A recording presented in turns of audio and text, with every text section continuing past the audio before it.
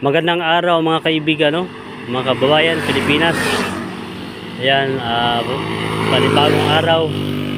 Ngayon mga kaibigan, papakita ko po sa inyo, ito ang isa sa mga eskwelahan na maituring nating magandang halimbawa, no? Ayan. Ayan yung magandang eskwelahan. Ayun. And then, kung napapansin nyo po, may mga road sign dito, like pedestrian lane at saka yung DPH sign, no? Ayan, kompleto sila, meron din silang slow down.